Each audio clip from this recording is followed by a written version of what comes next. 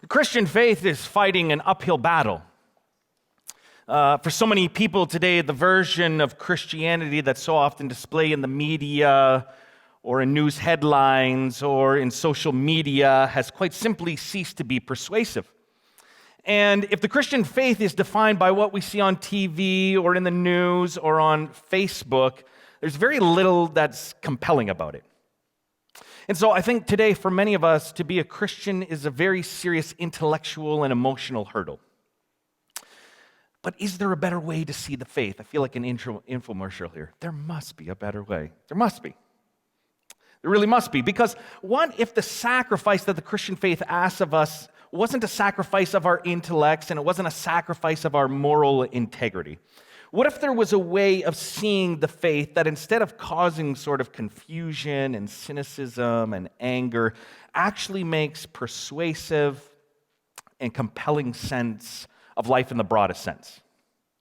Last week we finished up a series. We talked about how many of us experience life as broken glass, these pieces, these broken pieces of glass we have in our hands, trying to make them somehow fit back together. And the series is an attempt to do just that. Over the next few weeks, 6 weeks, I want to help us try to maybe piece things together, things like faith, God, Bible, Jesus, evangelism even. What do all these things mean? Is there a fresh way to see them in a way that maybe actually feels compelling? Because here's my conviction, personally, my conviction and my passion. My conviction is this: Christianity makes sense. I'm convinced there's no serious intellectual obstacles to being a Christian. There's a way of seeing the Christian faith makes persuasive, compelling sense of life. It doesn't mean we have to sacrifice our intellects or our integrity. That's become my conviction. My passion is to try to communicate this in a compelling way. So that's always been my conviction, always been my passion. So these next 6 weeks, as we move into the new year, it's all about that. Dating is an interesting thing. For those of you who are dating right now in this world, I feel like, man, you have a serious leg up on those of us who were dating even a decade ago. Kristen had her friend over the other night, the same one that was sitting in my chair for the Blue Jays game. And she's single, so we got to chatting. She's talking about how she's been dating using these apps. Have you heard of these apps? Like, I don't know, Tinder, you flip through, and she was showing me. She's like, this is unbelievable. You flip through, and if you're attracted to someone, you just click attracted, and if the other person clicks attracted, you can start chatting. I was like, oh, that is fascinating. And so I said, can I see your phone? So I'm like, can I hit a few buttons? And, I was getting really into it. At one point, Kristen says, you seem way too interested in this. And I said to her, honey, this would have saved me so much heartache back in the day. I don't know about you, but my dating experiences were horrendous. So much pain coming to light, even right now. I remember the very first time I was wanting to ask this girl out in high school. I was getting the vibe from her. I thought, hey, I feel like we're flirting. And I was in the band, remember? I was in the band back in high school.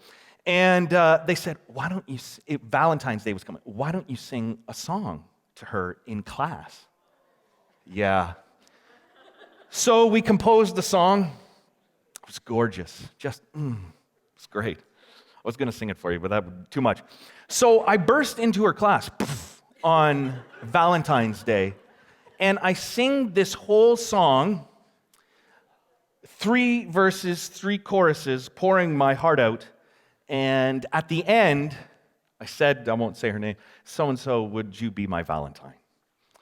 And everyone in the class, oh, man, this is beautiful. And she says, maybe we should go for a walk and chat. This isn't going as planned. Went for a walk. She proceeded to tell me, I think we're better just friends. I got the friend card. Oh. Can you imagine going back to class after you just sang in front of a bunch of high schoolers and, yeah, that didn't really work out. Anywho, what's next up in English class? It was, wrenching. Or the time I took a girl out, I thought things were going great, and it was a bit of a scary movie we were at, so I had some Junior Mints, and I was eating them. There was a scary part during I I jumped like that, and some junior mints fell, and it was dark in there. I'm like, where did those go? I don't know. Anyway, thought nothing of it. When the lights came on, they had fallen into my lap, proceeded to melt during the theater, so when the lights came on and stood up, I had a pile of melted junior mints all over my pants. Or the time I thought, hey, some things are going on with this woman that I was very interested in, and called her up, we should go to the movies. She said, yeah, that sounds great. I happen to be going tonight anyway, let's go. So we met at the theater, buy my ticket, I go in, and she's there with another guy, and she says, hey, I'd like to introduce you to my boyfriend. Yeah. Okay, so I sat, the three of us, it was adorable, watching the film. Oh my goodness. Heart-wrenching. And so my friend Tim and I, we came up with a plan. We thought, we have got to change. We've got to change here. We've got to work on a way to have women be interested in us. So we did a strength finder thing. What's our strengths? What do we have to work with? And we started with looks. That wasn't going to work, so we thought, let's go with charm. What do we have that might be charming? Said, let's start with our strengths. What do you have, Brad, that you can do that no one else can do? And I said, I know postal codes. I used to work in the mail industry for 6 years, so you could tell me what street you lived on. Anywhere in Canada, I could tell you your postal code. And he said, okay, let's go with that. That's a good start. It's very useless, but kind of amazing. And his strength was that he had a fake eye. So when he was young, he was fishing with his dad. His dad got his line caught, and he said, go hide behind the tree, Tim. And Tim did. He was hiding behind the tree. He said, Dad, you got it out yet? Yeah, in his eye, and he tore it out. I'm not kidding. Crazy. Yeah, so we had a fake eye. So we said, what can we do with postal codes and a fake eye? So this was our plan at parties. Is we were always nervous about how to approach women, so we thought, okay, I know it. So the plan was this. He would go up to a group of women and say, could you settle a debate for us? My friend thinks he knows everyone's postal code. Could you tell us where you grew up? And so they would do that. I grew up in Woodstock, wherever. I would give them their postal code. They were very impressed. And then our next step was to say, would you like to do a shot of Jägermeister from my friend's eye? And he would literally pull it out. I'm not kidding. You pull out and you could, oh yeah. It worked very well, you can imagine. No, it worked horribly. That was the most ridiculous plan ever. Dating for me was horrible, but I look at this new technology and I think, my goodness, I could have saved myself so much heartbreak, so much personal self-loathing and anguish back in the day. You know what I mean? And here's the thing. What I've learned about these new dating apps is that whenever a system isn't working well, whenever they, hey, I'm just going to approach someone, see if they're interested, that isn't working well. So let's create apps and new dating technologies to cut away some of those really awkward ones. And so I'm so fascinated. I think it's just great that you can be like, click, I'm interested. You never have to go through an awkward conversation. Whenever a system doesn't work, new things oftentimes come along to replace the old way of doing things. Keep that in mind as we read this passage from Jesus in Luke chapter 5. After this, Jesus went out and saw a tax collector by the name of Levi sitting at his tax booth. Follow me, Jesus said. Levi got up, left everything, and followed him. Then Levi held a great banquet for Jesus at his house, and a large crowd of tax collectors and others were eating with them. But the Pharisees and the teachers of the law, who belonged to their sect, complained to his disciples, "Why do you eat and drink with tax collectors and sinners?" The religious system of the day isn't working if you're a sinner. It's just not working for them. Carrying on, Jesus answered them, "It's not the healthy who need a doctor, but the sick. I've not come to call the righteous, but sinners to repentance." Then they said to him, "Okay, but wait. John's disciples often fast and pray, and so do the disciples of the Pharisees, but yours go on eating and drinking." The system of the day didn't work unless you were willing to adapt a very ascetic spirituality. It doesn't work for people who just aren't into asceticism. Jesus answered them, "Can you make the friends of the bridegroom fast while he is with them? But the time will come when the bridegroom will be taken from them. In those days they will fast." Then he told them this parable. "No one tears a piece out of a new garment to patch an old one. Otherwise, they will have torn the new garment. And the patch from the new will not match the old. Also, no one pours new wine into old wineskins. Otherwise, the new wine will burst the skins. The wine will run out, and the wineskins will be ruined. No, new wine must be poured into new wineskins. And no one after drinking old wine wants the new, for they say the old is better.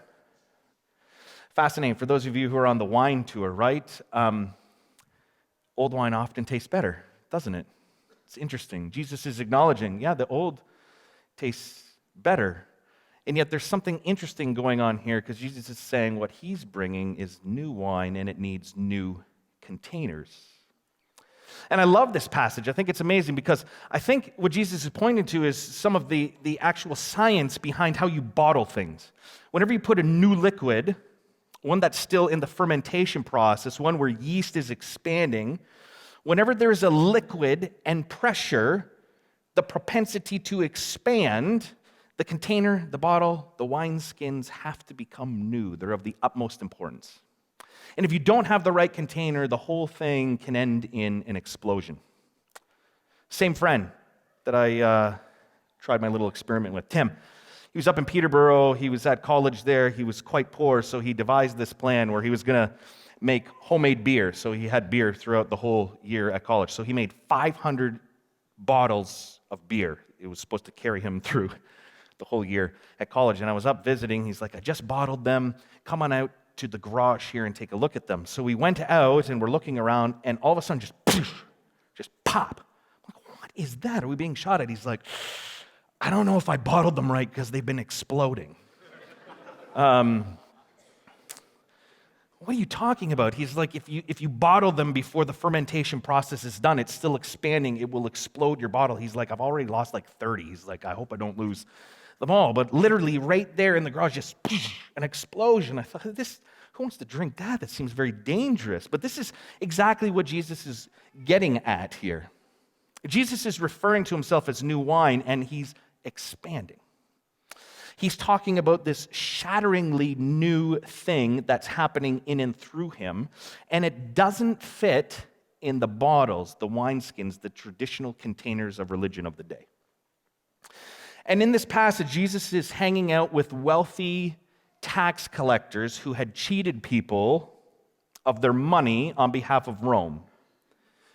And he's saying, what I'm about to do and am doing has to make room for that.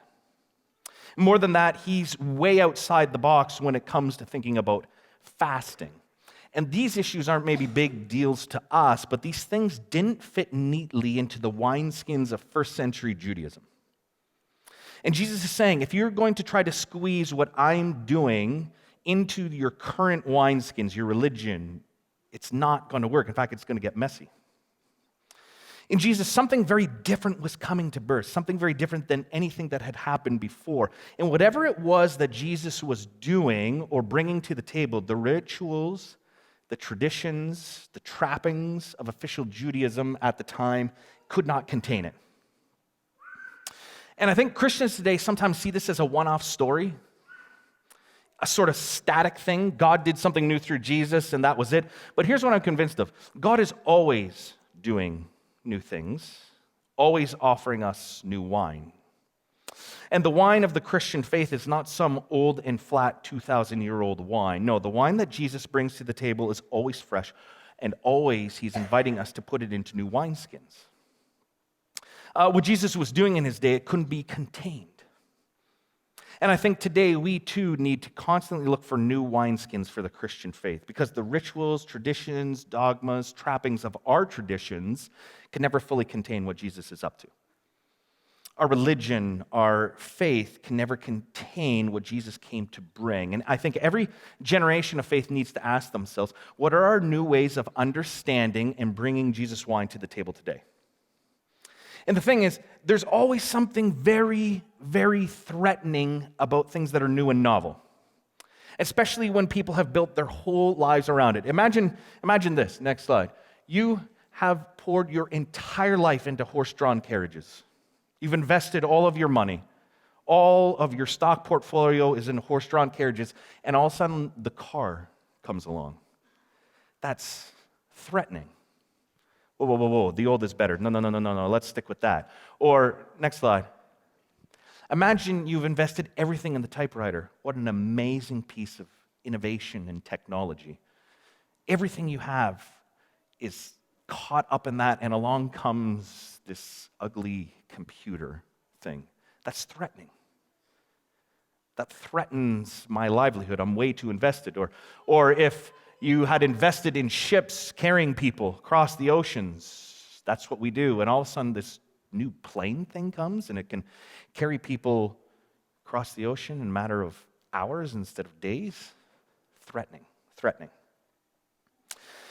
This is, I think, what Jesus is sort of bringing to the table here. Jesus is claiming to be the kind of change that the car was to carriages, the computer was to typewriters, the airplane was to shipping. And it doesn't mean that we follow every new innovation, reformation of faith people dream up.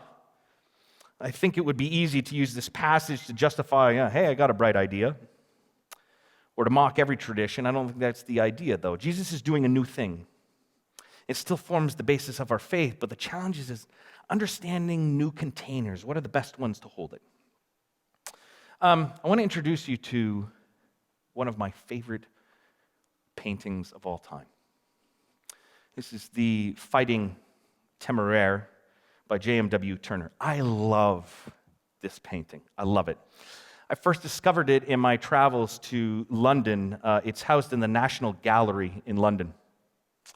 And at the time, I didn't think much of it, and then I took a art history course, and it totally changed the way I saw this painting. It's remained a favorite of mine ever since. It speaks volumes to me. Turner, here's the story behind it. Turner created this painting in 1838, and that makes it incredibly fascinating because at the time this painting was created, the world was in the midst of the Industrial Revolution. And the Industrial Revolution began sometime around 1760, they think, but the world didn't start to feel the repercussions of that until around 1830, 1840, the exact moment Turner makes this painting.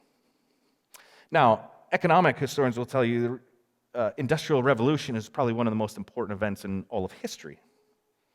In brief, it was the dawn of machinery. Everything went from handmade to machines can do it now. The Industrial Revolution began with steam power and methods of handmaking turned over to machines. And Turner's at the height of his career. This monumental period of history, he sees this new age coming as one of progress. And he wanted to capture that, so he creates this. And the Fighting Temeraire it's just so full of brilliant colors. It's absolutely amazing, and the history of the Temeraire is fascinating. The ship is being, of course, pulled by the tugboat in the scene, but the ship had served England during the French Revolution and Napoleonic Wars, and it became famous during the Battle of Trafalgar, October 21st, 1805. And Britain won that battle. It confirmed that it had naval supremacy over the entire world. But during the battle, the Temeraire gains a reputation that makes her world famous because a number of English boats were under siege. The Temeraire comes to the rescue. She rescues a number of ships, and she takes 2 other ships captive. Everywhere across England, you were hearing about this ship. But after that battle, she began to fade from glory. Years later, they relegated her. You're going to defend the coast of England. And then they decided to turn the ship into a prison ship. And then after that, it was used for just receiving goods. And then at the very end, it was sold and ordered to be tugged into shore and broken up and salvaged for parts. And so this is the final moments of this once glorious ship, being tugged ashore, about to be torn up, salvaged for parts. This scene to me is electrifying, especially if we look at the Christian faith through the lens of this painting. What is Turner saying through it? The Temeraire had been one of the heroes of Trafalgar. She was the ship of the British Empire. And now her glory days are over. The ship is no longer wanted. It's being towed away to be broken up and salvaged. Look at the sunset that Turner's created here. It's beautiful.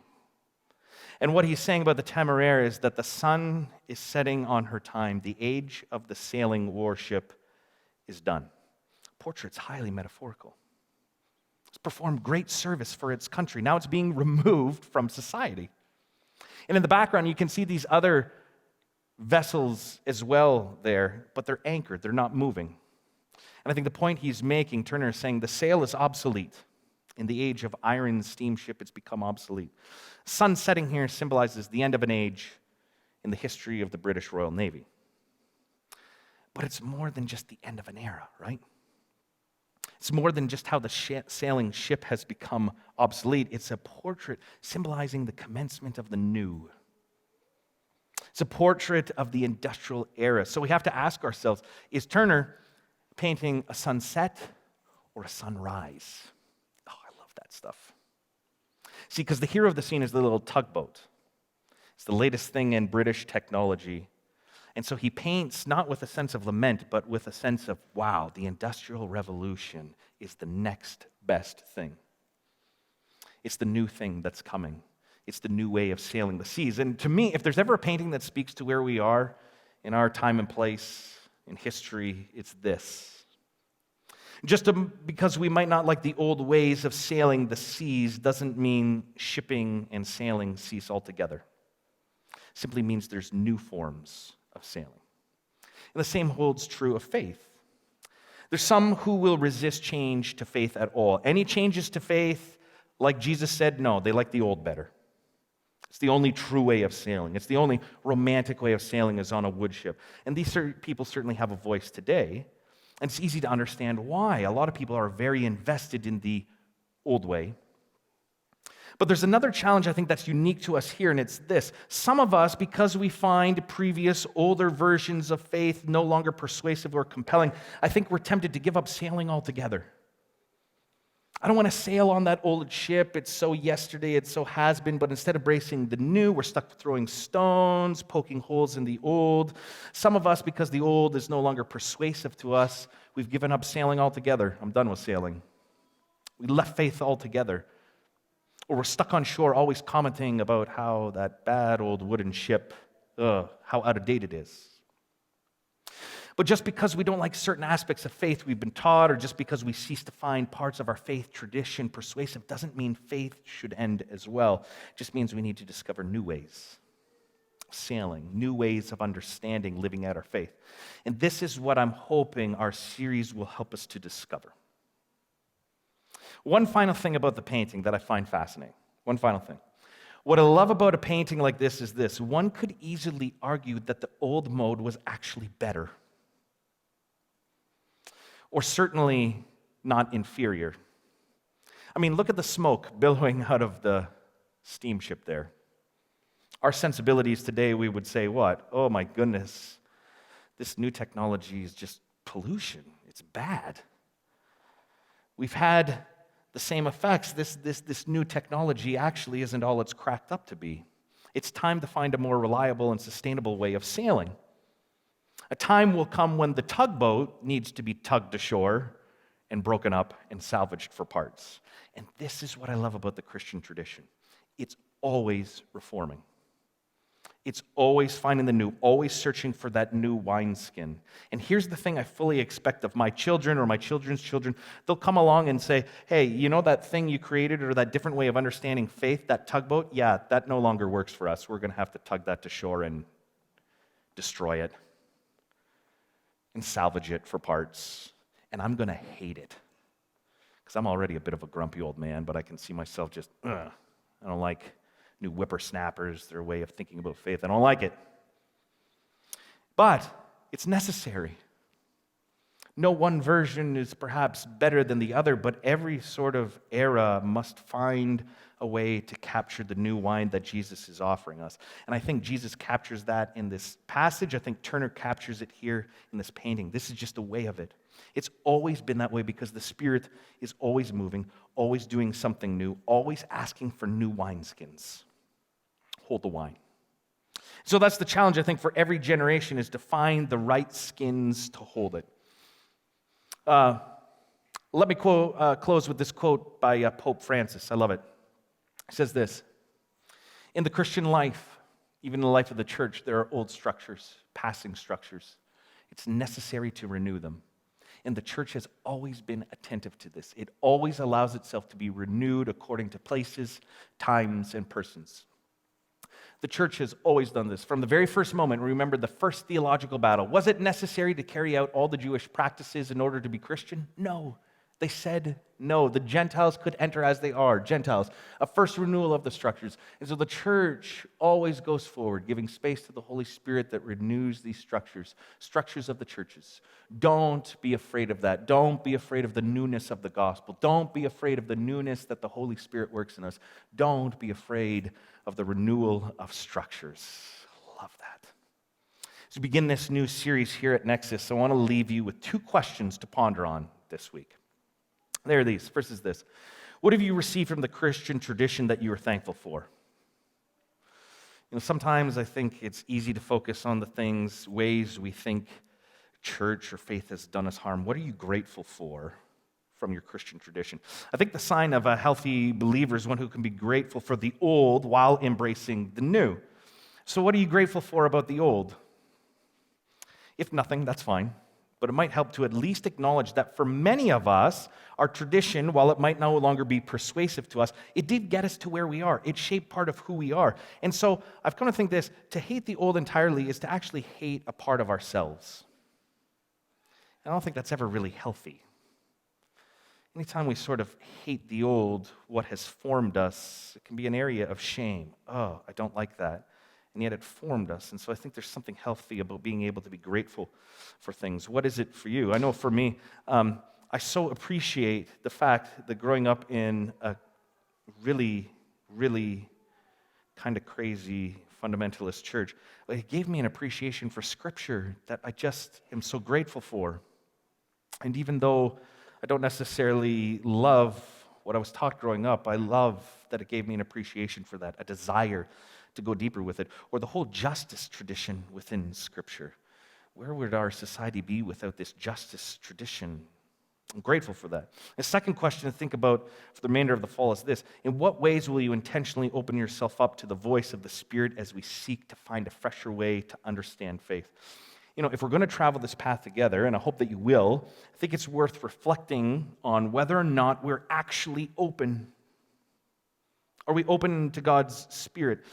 And maybe for you it's journaling, reflection, meditation, songwriting, prayer, whatever it is. But how will you intentionally open yourself up and say, you know what, I'm open, I'm ready, I'm available for what's new?